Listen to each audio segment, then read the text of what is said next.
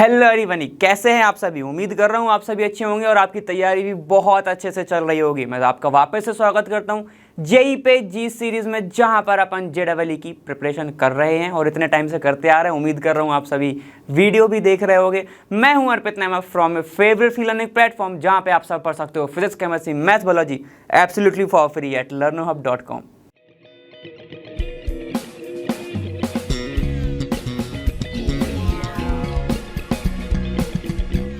तो पिछले वीडियोस में अपन ने कुछ बेसिक टर्म्स देखे थे, जैसे कि थर्मोडायनामिक प्रोसेसेस वगैरह सारी की बातें करी थी।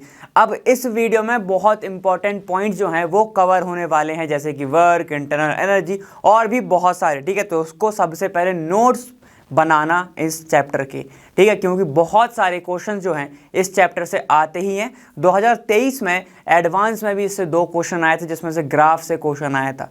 ठीक है, तो अगर आपको वो प्रोसेसेस क्लियर नहीं है तो आप वो थोड़ा हो सकता है कि आपको डिफिकल्ट पड़े क्वेश्चन सॉल्व करना। तो बिना कुछ देर कर स्टार्ट करते हैं वीडियो।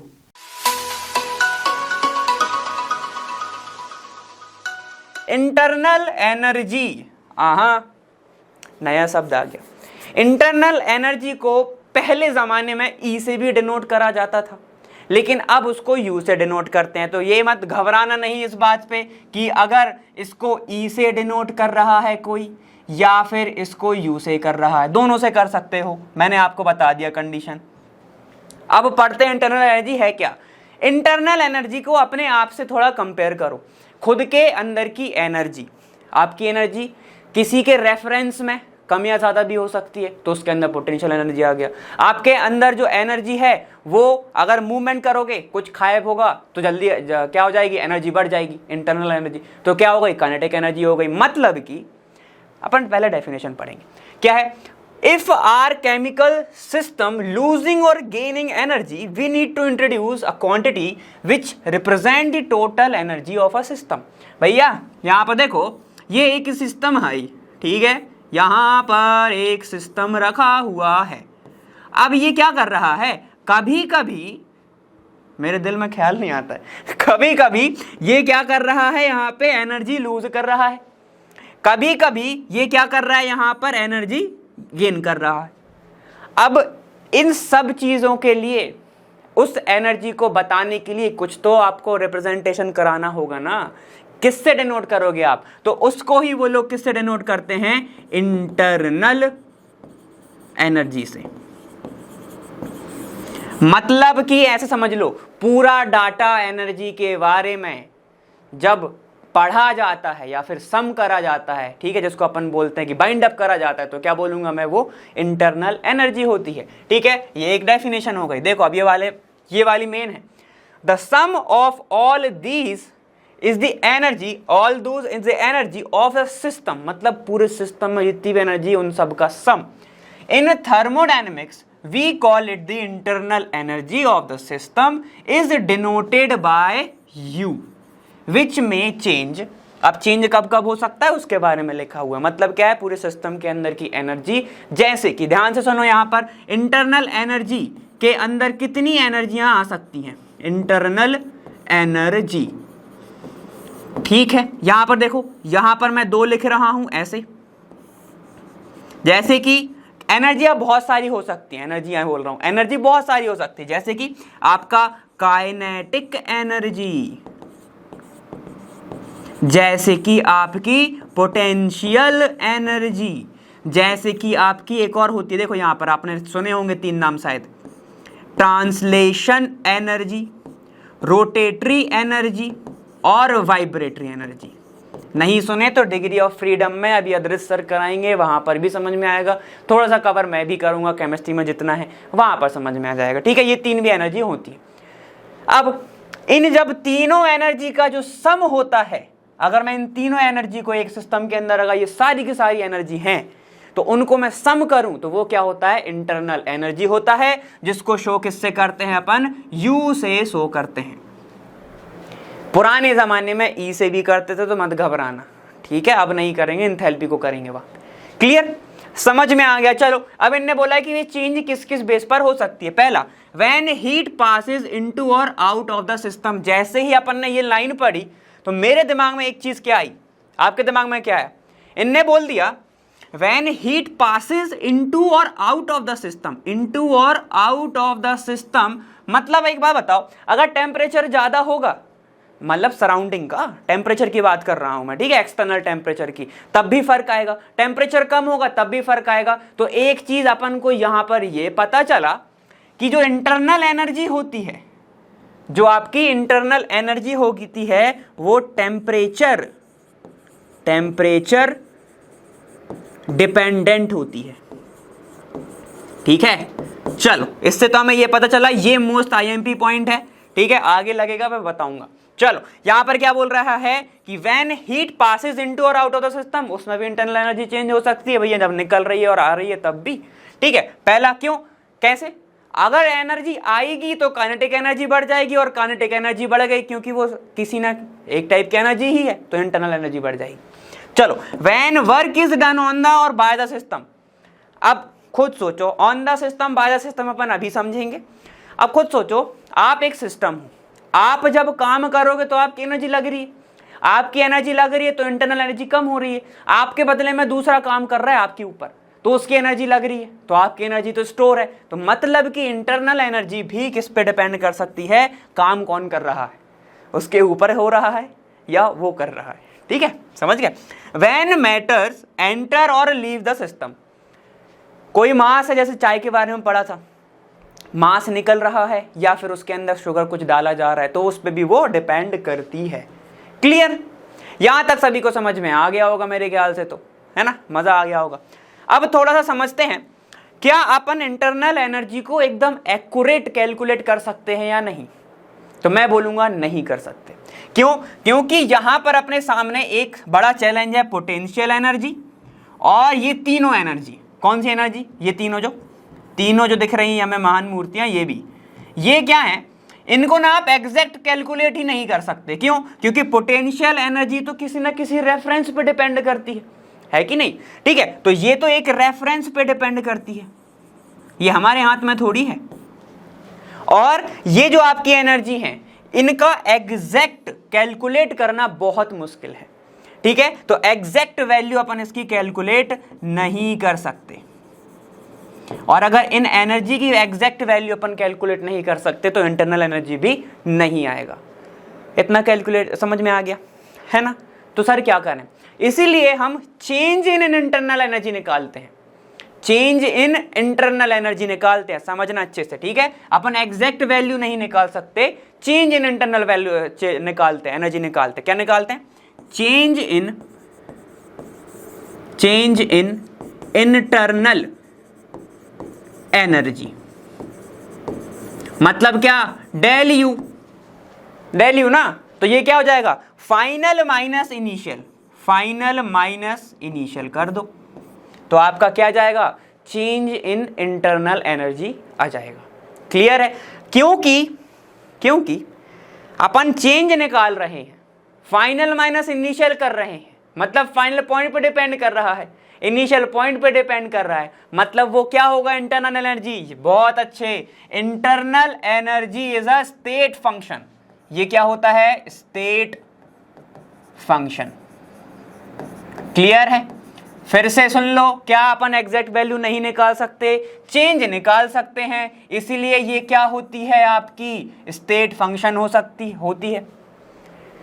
क्लियर, यहां समझ में आ गया। अब सोच, एक बात और आपके दिमाग में आ रही होगी, हीट निकल रही है तो कब निकलेगी, है कि नहीं, और हीट जब आ रही है तो कब निकली, वो अपन आगे पढ़ेंगे। क्लियर, यहां पर इंटरनल एनर्जी के बारे में पूरी कथा समझ में आ गई, बहुत मजा आया होगा, उसमें तो कुछ घबराने वाली बात है नहीं, इजी है।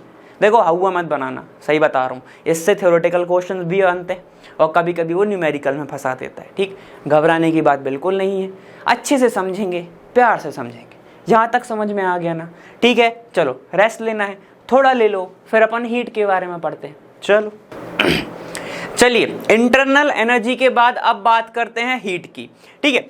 हीट को किससे शो करते हैं अपन, हीट को डिनोट करा जाता है Q से, है ना।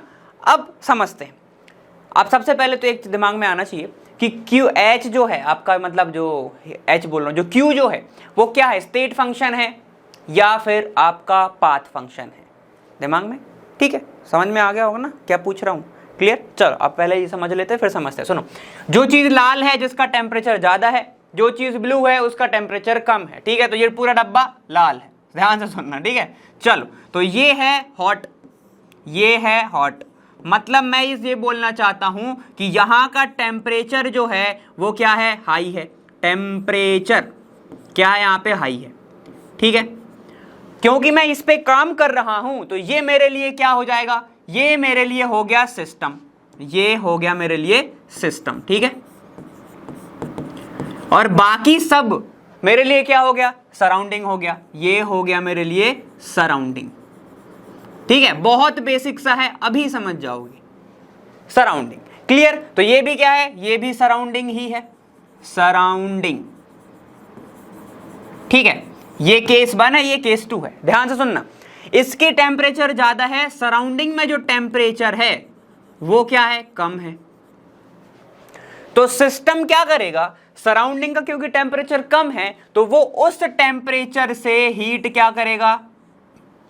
इक्विलिब्रियम में आना चाहेंगे ना दोनों, क्या करना करेगा? वो उस टेम्परेचर के लिए हीट वो बाहर निकालेगा। सही कह रहा हूं? नहीं कह रहा हूं? ध्यान से सुनो भैया, विंटर का टाइम चल रहा है, ठीक है? सराउंडिंग बहुत ठंडा है, आपने घर में हीटर लगा लिया, ठीक है?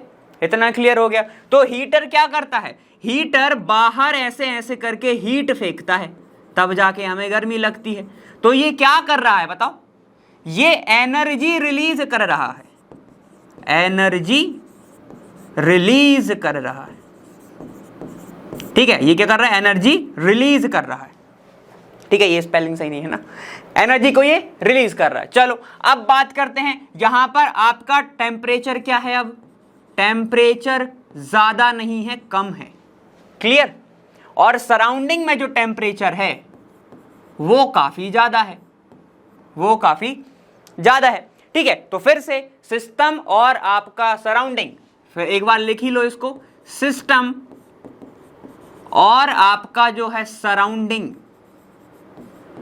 हमेशा कोशिश करेगा कि ये क्या कर ले? इक्विलिब्रियम अटेन कर ले, ठीक है? आपस में इनकी ऐसी भिड़न चलती रहती है।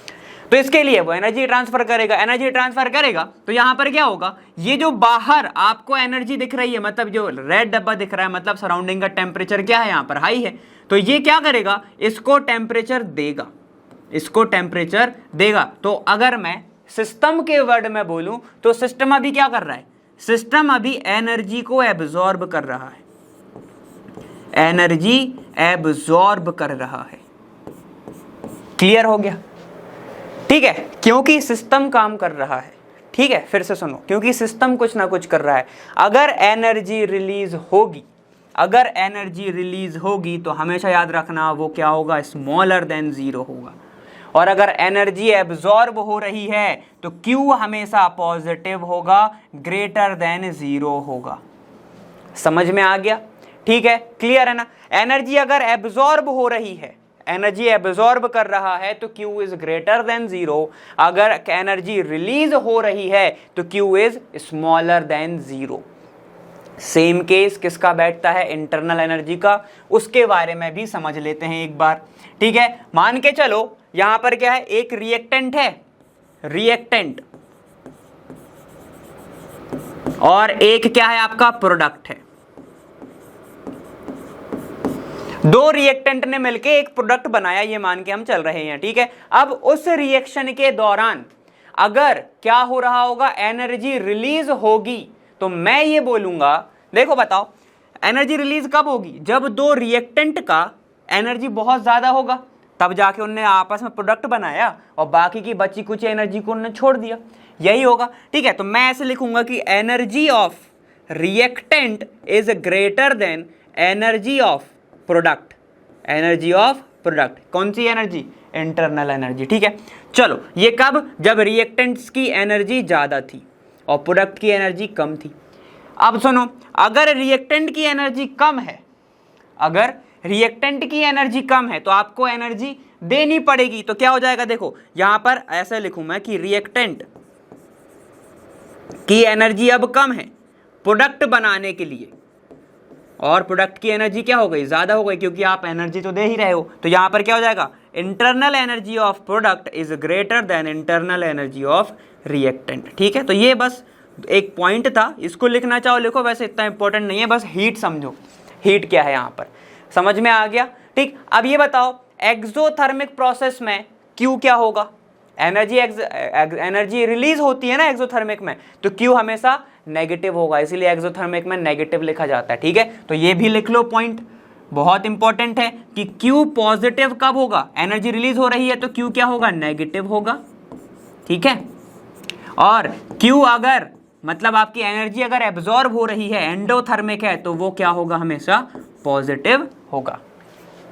क्लियर है, यहां पे समझ में आ गया। तो ये पूरा का पूरा चक्कर किसका था, हीट का था।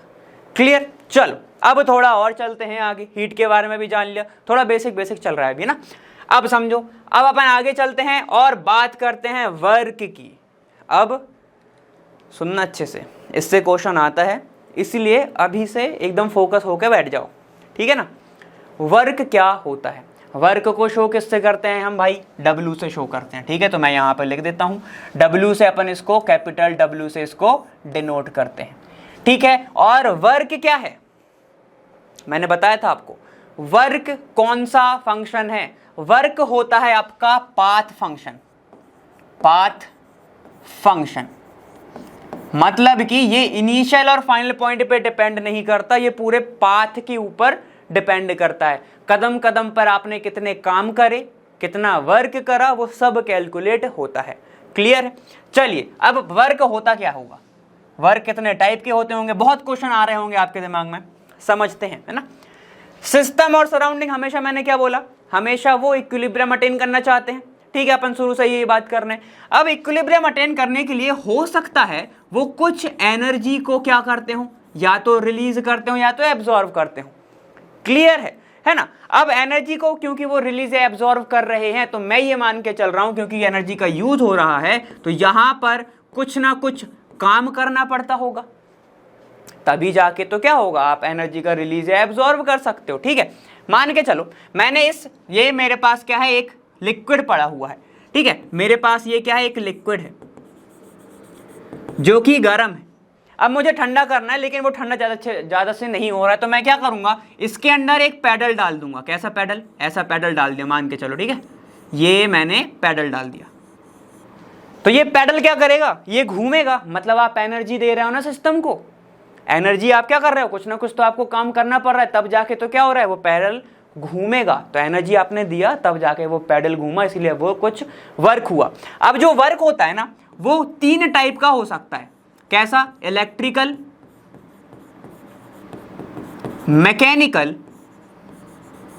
मैकेनिकल वर्क, या फिर पीवी वर्क, पी और वी वर्क।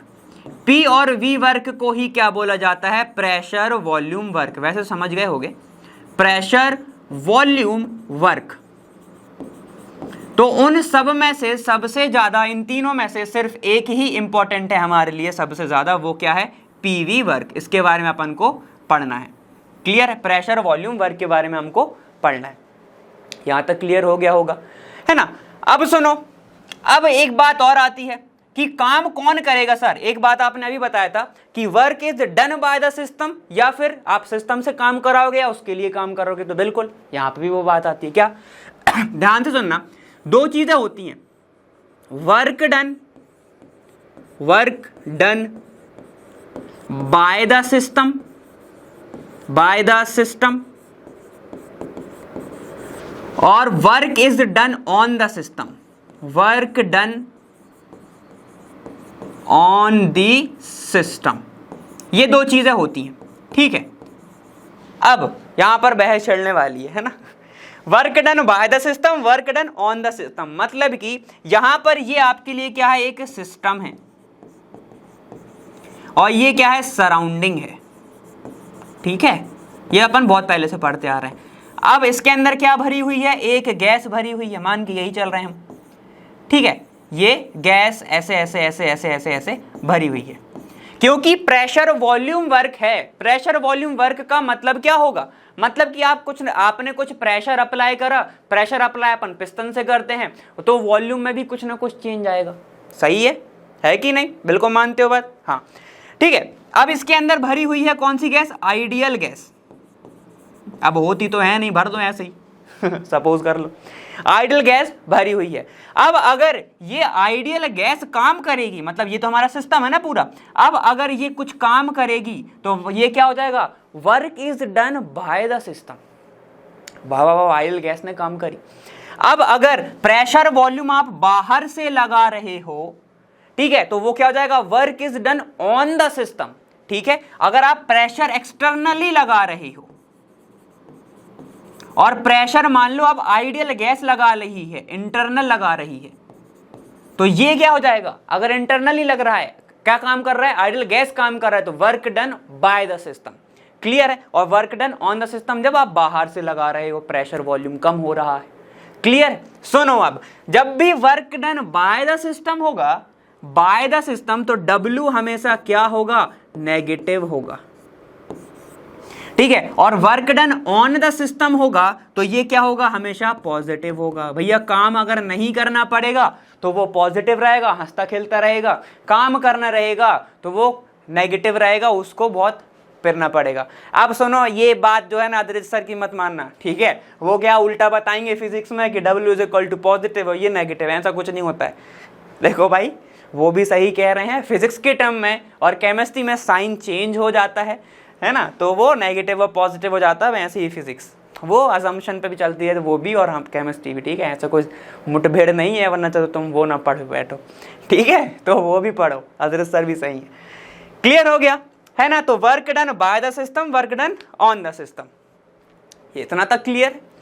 चलिए ठीक है, तो अब अपन आगे चलते हैं। अब वर्क मैंने आपको क्या बताया था, वर्क क्या होता है, पाथ फंक्शन होता है ना। तो अब अपन आगे चलते हैं, अब बात करते हैं कि वर्क डन है वो दो तरीके से हो सकता है। पिस्टन आप क्या करो, धीरे धीरे धीरे धीरे दो, पिस्टन आप एकदम से दे दो। चलो समझते हैं, आ जाओ। वर्क ये है, यहां पर क्या हुआ है, आइडियल गैस भरी हुई है। ठीक है, ये क्या है आपकी आइडियल गैस है ना, दोनों साइड आइडियल गैस है। आप क्या कर रहे हो, यहां पे प्रेशर अप्लाई कर रहे हो। अब आपने एक बार में ही प्रेशर अप्लाई कर दिया तो यहां पर कितना हो गया, देखो इसका वॉल्यूम की अगर मैं बात करूं, वॉल्यूम अभी इतना था, V1 था, अब वॉल्यूम कितना हो गया, इतना हो गया, V2 हो गया। ठीक है, मतलब वॉल्यूम में भी चेंज आ रहा है। प्रेशर आपने एकदम से अप्लाई कर दिया, वॉल्यूम में इतना चेंज हो गया। अब ये बताओ वर्क क्या होता है। चलो अगर मैं आपसे पूछूं कि वर्क आप कैसे बताते हो, सर फोर्स इनटू डिस्प्लेसमेंट होता है वर्क। सही कह रहे हो, ठीक है, तो यहां पे भी लिखो ना एक बार, वर्क क्या होता है, वर्क इज इक्वल टू होता है फोर्स इनटू डिस्प्लेसमेंट, डिस्प्लेसमेंट। ठीक है, अब वर्क को आप दो तरीके से कर सकते हो, जैसे कि मैंने अभी बताया आपको, एकदम से आपने रख दिया, ठीक है, अब वो पिस्टन तो उठेगा है नहीं। ठीक, वर्क क्या होगा, वर्क जो है दो तरीके से हो सकता है। कैसा, एक तो irreversible, irreversible work done, work done, और एक हो सकता है आपका reversible work done, reversible work. ध्यान से सुनना बच्चे से, ठीक है, बहुत मजा आने वाला है। क्या करूं मैं, इसके ऊपर ना इतना बड़ा पत्थर रख दूं, ऐसे मैंने रख दिया तो ये क्या होगा, ये नीचे आ गया एकदम से, अब ऊपर नहीं आएगा। अब ऊपर नहीं आएगा मतलब एक ही बार हुआ ना, वापस थोड़ी ऊपर आ रहा है। मतलब कि ध्यान से सुनना अब वर्ड्स में, गैस प्रेशर ना लगा पाए पिस्टन के, उसके पहले ही पिस्टन इतना प्रेशर लगा दे कि अब गैस हालत में ही ना बचे प्रेशर लगाने के। ठीक है, तो मतलब एक ही साइड से प्रेशर जा रहा है, उसको क्या बोलूंगा मैं, इररिवर्सिबल वर्क डन। ठीक है, एक ही साइड से। अब क्या होगा, हम सभी जानते हैं कि वर्क इज इक्वल टू होता है फोर्स इनटू डिस्प्लेसमेंट, डिस्प्लेसमेंट। ठीक है, क्लियर है यहां पे। ठीक है, फोर्स को मैं प्रेशर की टर्म में कैसे लिख सकता हूं, देखो मैं जानता हूं ना कि pressure is equal to force per unit area होता है ना। तो देखो अगर फोर्स की मैं निकालूं फॉर्मूला में, अगर फोर्स की वैल्यू निकालूं तो क्या जाएगा, देखो W is equal to, force की वैल्यू क्या आएगी, प्रेशर इनटू एरिया, और इसको डिस्प्लेसमेंट को मैं L लिख दूं, लेंथ। लिख सकता हूं, एरिया इंटू लेंथ आ जाएगा, और एरिया इंटू लेंथ ही क्या होता है हमारा, वॉल्यूम होता है। तो W इज इक्वल टू क्या हो जाएगा, प्रेशर, ठीक है। और ये एरिया इंटू वॉल्यूम को मैं ऐसे रखता हूं डेल V, क्यों, आपका वॉल्यूम क्या हो रहा है, चेंज हो रहा है, ये क्या है, वॉल्यूम चेंज हो रहा है। अब क्योंकि हम एक्सटर्नली अप्लाई कर रहे थे, तो इस प्रेशर को मैं क्या लिखूंगा, W is equal to P external, ठीक है, ये क्या हो जाएगा, delta V, P external delta V। Clear है, समझ में आ गया, यहां पे समझ में आ गया, ठीक है। अब क्योंकि अगर मैं मान के चल रहा हूं कि प्रेशर जो है वो थोड़ा बहुत काम कर रहा होगा, गैस भी, तो यहां पे मैं माइनस लगा दूंगा, क्या हो जाएगा, W is equal to minus P external delta V, क्योंकि work is done on the system by the system. Clear, work is done by the system में नेगेटिव आता है। क्लियर हो गया, यहां पे समझ गए, ठीक है। तो ये होता है आपका इररिवर्सिबल। अब रिवर्सिबल में कैसा होता होगा उसके बारे में समझते हैं, पहले इतना लिखो। देखिए इररिवर्सिबल वर्क डन अपन ने यहां पर देखा, अब बात करते हैं किसकी, रिवर्सिबल की। तो ध्यान से देखना, पहले वाले में क्या था, यहां पर जो आपका एकदम से पिस्टन नीचे आ गया, तो क्या हुआ, गैस को तो मौका ही नहीं मिला उसके अगेंस्ट प्रेशर लगाने का। अब यहां पर देखना, अब मैं क्या करूं, पहले मैंने एक ब्रेक को रख दिया था, अब मैं यहां पर क्या रख रहा हूं, यहां पे सैंड रख रहा हूं। देखो यहां पर मैं क्या कर रहा हूं, सैंड रख रहा हूं। अब आप सभी जानते हो भाई, रेत रख दोगे तो थोड़ा थोड़ा करके ही तो पिस्टन नीचे आएगा, प्रेशर बढ़ेगा ऊपर।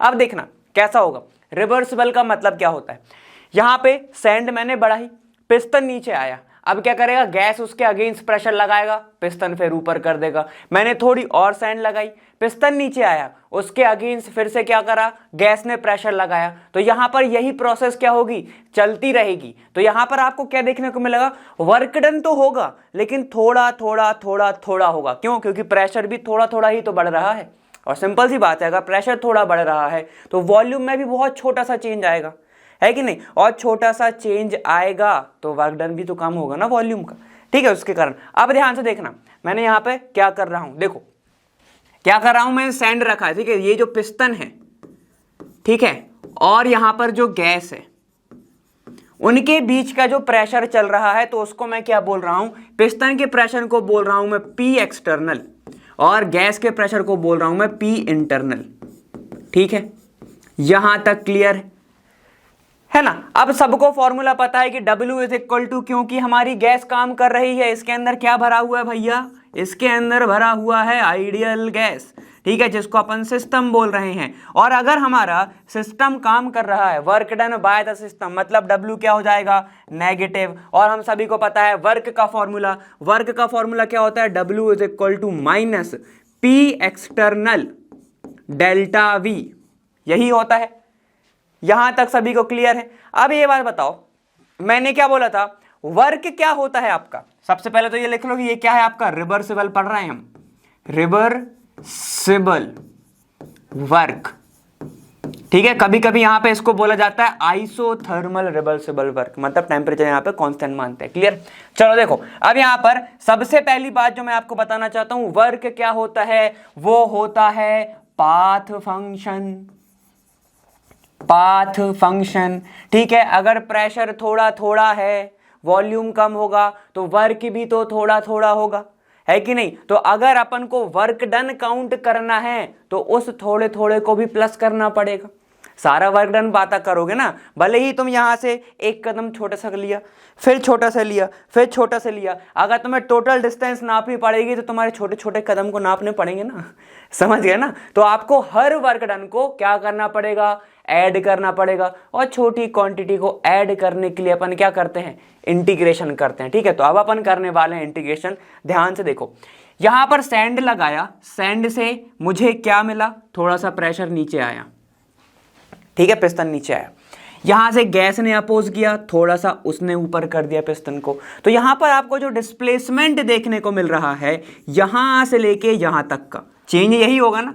स्टार्टिंग में यहां से लेके यहां तक वॉल्यूम था, चेंज कितना होगा, सिर्फ इतना। तो मैं उसको मानता हूं dV, डेल्टा V, थोड़ा सा चेंज, ठीक है। तो अब देखो यहां पे मैं कर रहा हूं कि work done is equal to minus P external delta V। Change क्या होगा, मैं मान के चल रहा हूं स्टार्टिंग में V इनिशियल था, अब V फाइनल है, V इनिशियल था, अब V फाइनल है, तो ये क्या हो जाएगा, देखो लिमिट लगा लो भाई, लिमिट मैं लगाने वाला हूं, तो क्या हो जाएगा, ये हो जाएगा आपके पास V इनिशियल से V फाइनल तक। क्लियर, यहां तक सभी को समझ में आ गया है ना, ये तो बहुत क्लियर होगा। अब ध्यान से देखो, क्योंकि P एक्सटर्नल और P इंटरनल जितना वो प्रेशर लगा रहा है उतना ही अपोज कर रहा है, तो मैं लगभग क्या मानूंगा कि जो P एक्सटर्नल लग रहा है वो इक्वल है P इंटरनल के। क्यों, जितना आपका सैंड नीचे कर रहा था उतना ही ऊपर कौन कर देता था, लगभग उतना ही ऊपर गैस कर देता था। जितना गैस ने ऊपर करा उतना ही नीचे गैस क्या कर देता था, सैंड कर देता था। मतलब P एक्सटर्नल और P इंटरनल लगभग क्या है, इक्वल ही है। समझ में आ गया ना पूरा। ये क्या है भाई, सैंड है, ठीक है, फिर से सुन लो, ये क्या है आपका, गैस है। जैसे ही प्रेशर लगाया नीचे आया, गैस ने उल्टा लगा दिया, समझ गए। या फिर P इंटरनल ज्यादा था तो फिर हमने गैस वो डाल दिया, सैंड डाल दिया, तो लगभग इक्वल हो जाता है। तो देखो अब मैं क्या लिख रहा हूं, इसको मैं लिख रहा हूं W इज इक्वल टू, ये क्या हो जाएगा आपके पास, माइनस VI से लेके VF तक, P इंटरनल लिख रहा हूं मैं इसको, और ये DV। क्लियर है सभी को यहां तक। और हम सभी जानते हैं आइडियल गैस इक्वेशन क्या होती है, PV is equal to nRT। ठीक है, P कहां का, आइडियल गैस का, मतलब इंटरनल प्रेशर। तो इसको निकालो, P इंटरनल क्या आ जाएगा भाई, P इंटरनल आ जाएगा आपके पास nRT डिवाइडेड बाय V। और जरा गौर फरमाइए, क्या गौर करना है, इधर आओ। अगर मैं फॉर 1 मोल ले रहा हूं तो n खत्म हो गया। अगर मैं गैस कांस्टेंट को बोलूं, ये तो कांस्टेंट ही होता है। और अगर आइसोथर्मल प्रोसेस है तो T कांस्टेंट हो गया, तो ये पूरी की पूरी टर्म क्या हो गई, कांस्टेंट हो गई। और कांस्टेंट को इंटीग्रेशन थोड़ी करेंगे हम, नहीं करेंगे ना। क्लियर है, तो चलो यहां पे निकालो, W इज इक्वल टू क्या जाएगा, is equal to minus nRT limit V internal से V इनिशियल से V फाइनल तक 1/V dV। यही होगा। क्लियर है, समझ में आ गया ना, इतना तो आ गया समझ में। चलो अब अपन आगे सॉल्व करेंगे। W इज इक्वल टू ये क्या जाएगा, माइनस nRT ln, डायरेक्ट लिख दूं क्या, ये आपके लिखे मिलेगा V final divide by V initial. ठीक है, अब ये तो इतना तो पता है ना, ln लग जाएगा log ln, फिर उसका फॉर्मूला लग जाएगा log ln minus log m, ऐसे लग जाएगा। क्लियर, तो क्या मिलेगा आपको, ये मिलेगा आपको V final upon V initial. Clear, समझ में आ गया इतना। चलो अब अगर मैं ln का साइड हटाऊंगा तो W इज इक्वल टू मुझे मिलेगा माइनस 2.303 nRT, और अब आ जाएगा log VF divide by V initial. और हम सभी जानते हैं, क्योंकि ये प्रोसेस है आइसोथर्मल, और प्रेशर और वॉल्यूम में फिर रिलेशन क्या होगा सबको पता है, P1 V1 is equal to क्या होगा, P2 V2 होगा। ठीक है, तो V2 डिवाइडेड बाय V1 कितना हो जाएगा, देखो यहाँ पे ये हो जाएगा P1 डिवाइड बाय P2। ठीक है, तो इसको मैं एक और फॉर्मूले में लिख सकता हूं, कैसा कि W is equal to pressure की टर्म में माइनस 2.303 लॉग nRT, ये nRT पहले आएगा,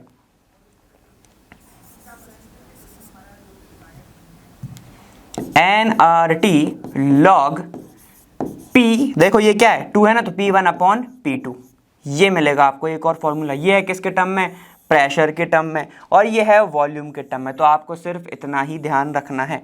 ठीक है, अगर आप चाहोगे तो मैं एक और तरीके से बताऊंगा आपको कि ये जो dV जो है ये कैसे नेग्लेक्ट होता होगा, या फिर मैं P इंटरनल को P एक्सटर्नल कैसे लिख सकता हूं।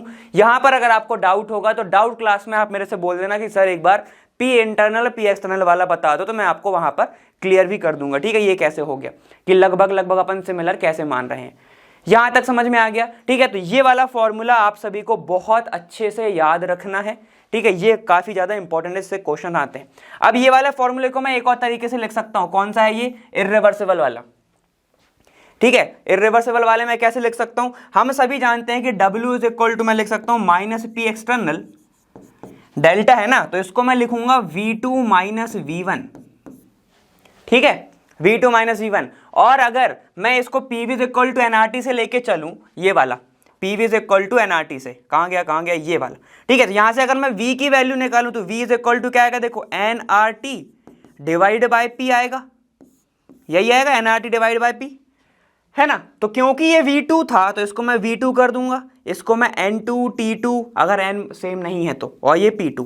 क्लियर। V1 के लिए क्या हो जाएगा, N1 R T1 divide by P1। ठीक है, मोल को लगभग सेम ही मानते हैं तो इसको मत करो।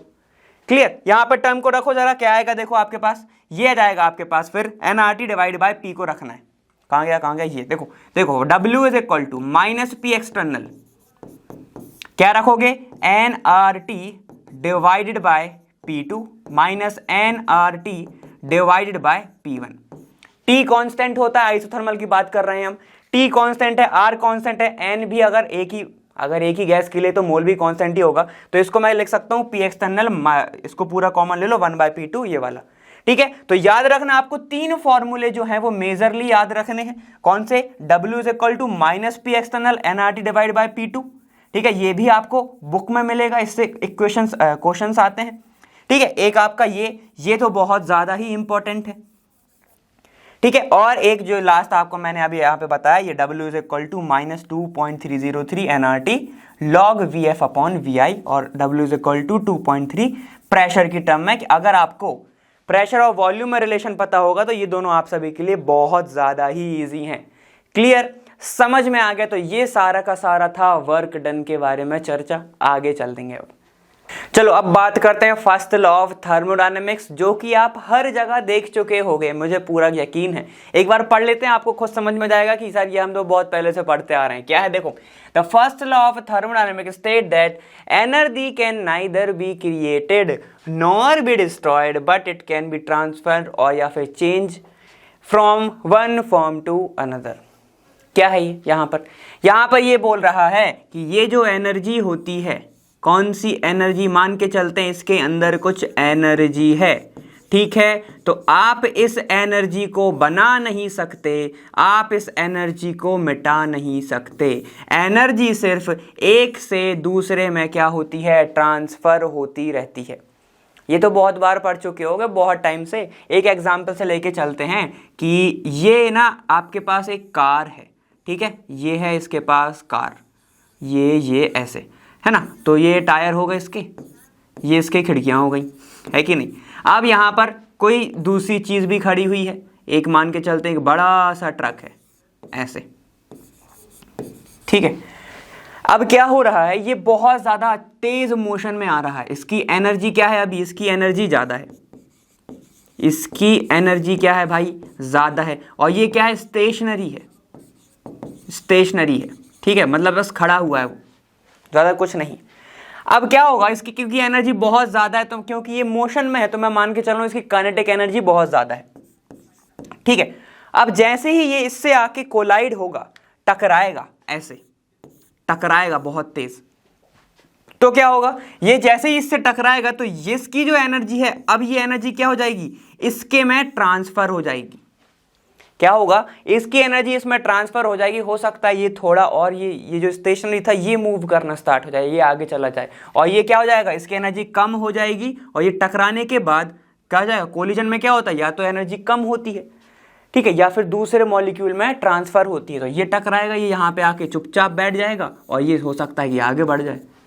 तो एनर्जी का क्या हुआ है, इसने एनर्जी तो इसकी थी ना पहले से, बनाया थोड़ी है, क्या हुआ है, सिर्फ ट्रांसफर हुआ इधर से लेके उधर तक। एक अच्छा एग्जांपल बताऊं, आप लोग मस्त मस्ती करके, ठीक है, आ रहे हो, है ना, और आपके पेरेंट्स ने आपको देख लिया, उनमें थी बहुत एनर्जी क्योंकि उनको गुस्सा आ रहा था, आप कुछ करके आए हैं, उनने दिया फट, तो क्या हुआ, वो फट से, वो एनर्जी से आपके ऊपर क्या इंपैक्ट आया, यहां पर आपको रेड रेड हो गया, तो वो क्या हुआ, एनर्जी का ट्रांसफर हो गया। पहले तो आप क्लीन थे, अब क्या हो गया, रेड हो गए। ठीक है, तो यही क्या होती है, एनर्जी का ट्रांसफर। चलो अब ये क्या है, अलग अलग चीजें पढ़ोगे, जैसे कि केमिस्ट्री में क्या होता है, del U is equal to Q plus W, यहां पर एक इक्वेशन होती है। फिजिक्स में थोड़ा सा अलग होगा, ठीक है, वो अदर सर आपको बता देंगे। ठीक है, हमें तो इतना ही पता है। अब यहां पर ये इक्वेशन होती है, यू क्या है, यू है हमारा इंटरनल एनर्जी, ये क्या होती है हमारी internal energy, internal energy. W बताने की मेरे ख्याल से जरूरत नहीं है, लेकिन फिर भी लिख लो, ये क्या होता है, वर्क। Q क्या होता है हमारा, हीट। ठीक है, यहां तक क्लियर हो गया, है ना। तो ये इक्वेशन दी गई थी फर्स्ट लॉ ऑफ थर्मोडायनेमिक के लिए। क्लियर। अब कुछ कुछ चीजों पे भी डिपेंड करता है, मैंने आपको एक बार तो मैं बता ही चुका हूं, लेकिन फिर भी बता देता हूं कि अगर हीट रिलीज कर रहा है सिस्टम, ठीक है, क्या कर रहा है, हीट रिलीज कर रहा है, ध्यान से सुनना, फिर से सुन लो, heat released by the system, तो मतलब मैं बोल सकता हूं वो एक्सोथर्मिक हो गया। तो Q आपका क्या होता है, नेगेटिव होता है।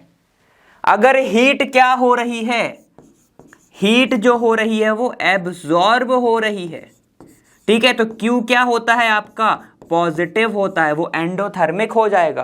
क्लियर है, ठीक है। तो ये किसके बारे में हो गया, Q के बारे में। W के बारे में तो आप सभी बहुत अच्छे से ही जानते हैं। अगर वर्क जो है डन बाय द सिस्टम हो रहा है, ठीक है, फिजिक्स वाले इधर बाय द सिस्टम में नेगेटिव पॉजिटिव में मत बदल लेना। W इज इक्वल टू हमारा सिस्टम काम कर रहा है, बेचारा थक जाएगा, इसलिए नेगेटिव लगा दो भाई।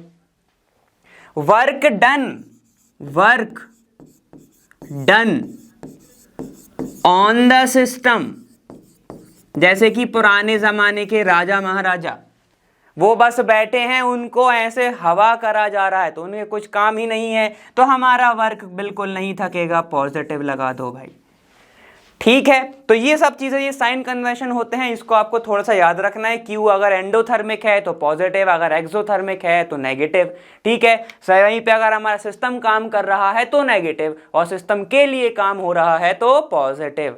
क्लियर है, समझ में आ गया।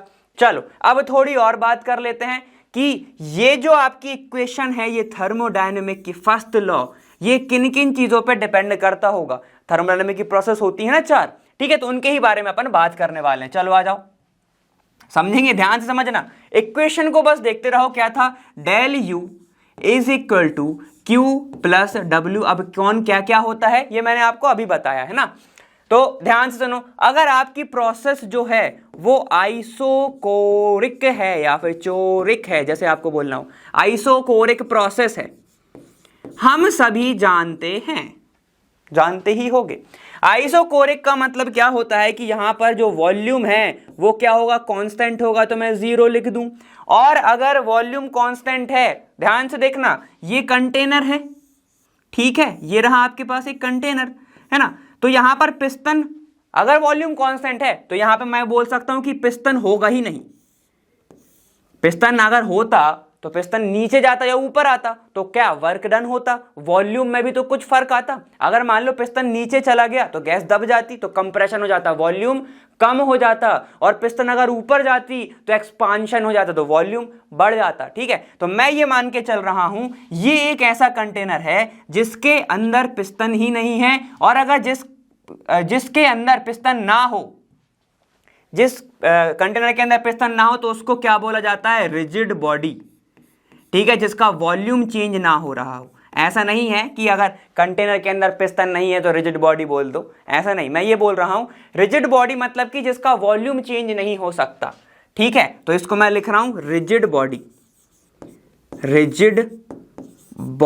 सर ये क्यों लिखा, क्योंकि कभी कभी क्वेश्चन में डायरेक्ट लिख के आ जाता है कि फॉर रिजिड बॉडी, ऐसे। ठीक है, चलो, तो अगर डेल वी है तो इस प्रोसेस में क्या होगा, वैल्यू का क्या फर्क आएगा। अगर यहां पर वॉल्यूम चेंज नहीं हो रहा है, सिंपल सी बात है, तो कोई काम भी नहीं होगा, मतलब वर्क डन 0 हो जाएगा, और वर्क डन 0 हो गया तो क्या हो जाएगा equation, del U is equal to हो जाएगा क्यू, ये हो जाएगा, del U is equal to क्या हो जाएगा, क्यू हो जाएगा, डब्ल्यू जो है वो 0 हो गया। क्लियर है, यू इज इक्वल टू क्या जाएगा, क्यू। अब ध्यान से देखते रहना, बहुत इंपॉर्टेंट चीज है। अब अगर आपसे कोई ये पूछ ले कि जो हीट है आइसोकोरिक कंडीशन में, क्या वो स्टेट फंक्शन है या पाथ फंक्शन है, तो क्या बोलोगे। सर आपने बताया था heat is always a path function, ठीक है, लेकिन यहां पर ऐसा नहीं होगा।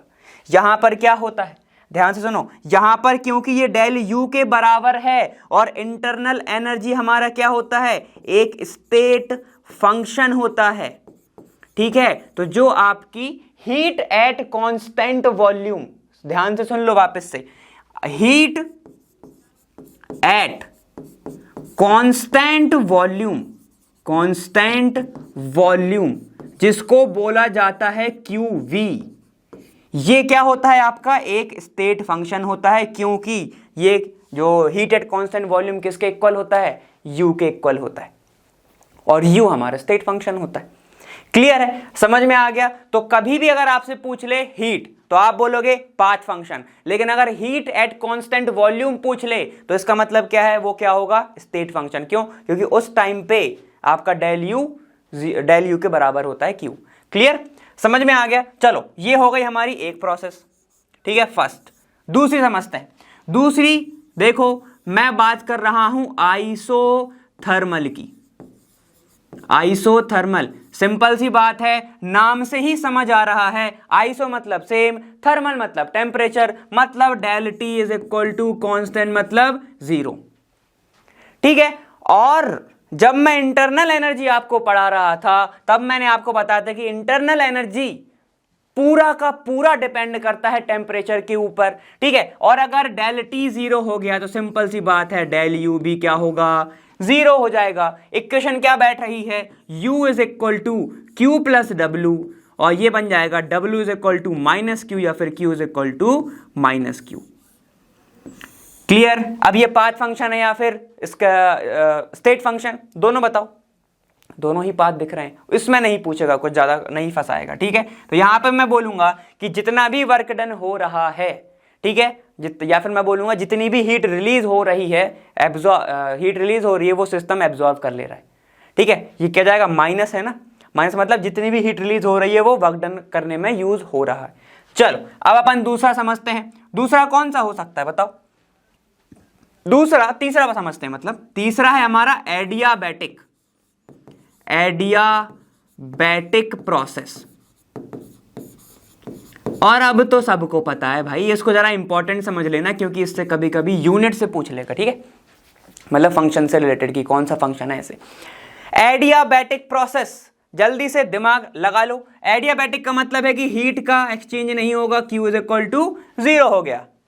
Q 0 हो गया तो अब सीधा सीधा दिख रहा है कि del U is equal to क्या हो गया, del U is equal to W हो गया। अब फिर से अगर मैं आपसे पूछूं ये बताओ वर्क का फंक्शन क्या होगा, कौन सा स्टेट ऑफ फंक्शन होगा वो, तो आप बोलोगे मेरे से यहां पर जो वर्क होगा सर वो स्टेट फंक्शन होगा, स्टेट फंक्शन होगा। क्यों होगा, क्योंकि वर्क डायरेक्टली इक्वल किसके है, इंटरनल एनर्जी के, और इंटरनल एनर्जी क्या होती है आपकी, स्टेट फंक्शन होती है। बहुत सही, ठीक है। तो आपसे अगर कोई पूछ ले कि एडियाबैटिक जो वर्क है वो कौन सा स्टेट फंक्शन है, कौन सा function state of function system है, तो आप क्या बोलोगे, स्टेट फंक्शन। ठीक है, और अगर आपसे कोई पूछ ले कि नॉर्मल वर्क, सिर्फ वर्क, तो आप क्या बोलोगे, वो क्या है, पाथ फंक्शन। तो कंफ्यूज ना हो इसके लिए यहां पर क्या लिख लो, एडी लिख लो। ठीक है, एडियाबैटिक वर्क जो होता है, वापस से सुन लो, वो स्टेट फंक्शन होता है, नॉर्मल वर्क पाथ फंक्शन होता है। यहां तक क्लियर है। और आइसोबारिक कंडीशन में ज्यादा कुछ, बिल्कुल भी कुछ चेंज नहीं होता। ठीक है, तो आप ये तीन प्रोसेस को अच्छे से याद रखेंगे। ठीक है, जो इंपॉर्टेंट था वो मैंने आपको बता दिया, जो कि किससे पूछा जाता है आपसे, जो कि आपसे पूछा जाता है स्टेट फंक्शन या पाथ फंक्शन से। ठीक है, आइसोकोरिक, इसको याद रखो, del V is equal to 0, मतलब कि स्टेट फंक्शन होगा आपका क्या, हीट। ठीक है, एक बार हीट स्टेट हो गया। दूसरी बार isothermal, W is equal to minus Q. ठीक है, क्यों, क्योंकि इंटरनल एनर्जी 0 हो गया। और एडियाबैटिक मतलब Q is equal to 0, WAD is equal to internal energy, मतलब कि ये क्या हो गया, स्टेट फंक्शन हो गया। यहां तक क्लियर, मस्त समझ में आया होगा मेरे ख्याल से, तो आना चाहिए। ठीक है, यहां तक क्लियर हो गया है ना, बस इतना ही आपको समझना था, और ज्यादा कुछ समझना नहीं है। अब इतना समझ में आ रहा है कि डेल यू है, अगर W के इक्वल हो गया तो मतलब जो एडियाबैटिक वर्क होगा पूरे का पूरा इंटरनल एनर्जी में ही लग गया। ठीक है ना, तो ये आप इक्वेशन से ही समझ सकते हो। टोटल तो 4 प्रोसेस होती हैं, एक और प्रोसेस 5 होती हैं भाई, कहाँ 4 होती है, इधर आ जाओ। ठीक है, तो आइसोबारिक तो मैं आपको बता ही दिया हूं, मतलब कि जब आपका क्या इक्वल हो जाए, जब आपका प्रेशर जो है कांस्टेंट हो जाए, तो प्रेशर में ज्यादा चेंज नहीं होता। लेकिन अगर साइक्लिक प्रोसेस, इधर आओ, साइक्लिक प्रोसेस समझ लो, साइक्लिक प्रोसेस अगर हो गई फिर क्या करोगे, थोड़ा सा दिमाग लगा लो यार। साइक्लिक प्रोसेस में मैंने आपसे बोला था कि जितने भी जो स्टेट फंक्शन होंगे, जितने भी क्या होंगे आपके स्टेट फंक्शन होंगे, स्टेट फंक्शन वो इक्वल किसके होंगे, 0 के होंगे। और इन सब में स्टेट फंक्शन क्या दिख रहा है आपको, डेल यू दिख रहा है सर, बिल्कुल। तो यहां पे क्या हो जाएगा, u is equal to Q plus W हो जाएगा। फिर से सेम इक्वेशन बन जाएगी, minus Q is equal to W या फिर W is equal to minus Q, जैसा आपको लिखना है ऐसे। वैसे तो ये वाला ज्यादा लिखते हैं, ठीक है, ये वाला नहीं लिखते, माइनस इधर उधर वो कर लेना, ठीक है। तो आपको क्या समझ में आया, साइक्लिक प्रोसेस अगर हो गई, क्योंकि साइक्लिक प्रोसेस डिपेंड नहीं कर इनिशियल पॉइंट और फाइनल पॉइंट पे, क्योंकि इनिशियल पॉइंट और फाइनल पॉइंट दोनों का ही सेम होता है, तो आप स्टेट फंक्शन उसको नहीं बोल सकते। जितने भी स्टेट फंक्शन होंगे वहां पर 0 होंगे, 0 हो गए तो फिर क्या, डेल यू 0, क्योंकि ये तो पूरा स्टेट फंक्शन है। क्लियर, समझ में आया कि नहीं आया, जल्दी से यहां पर कमेंट में बता देना, ठीक है, कि समझ में आ रहा है सर, समझ में इस बार आ गया। तो feedback is most important for us. Clear, तो फिर चलिए, ये बहुत ज्यादा इंपॉर्टेंट है, ठीक है, इक्वेशन, तो इसको मत भूलना, ठीक है। तो यहां पर आपका थर्मोडायनेमिक्स में अपन ने बेसिक टर्म पूरा क्लियर कर लिया है। स्टेट अपन ने सिस्टम के बारे में पढ़ लिया, state function, path function, work, heat, first law of thermodynamics, और इसी के साथ ये वाला वीडियो होता है समाप्त।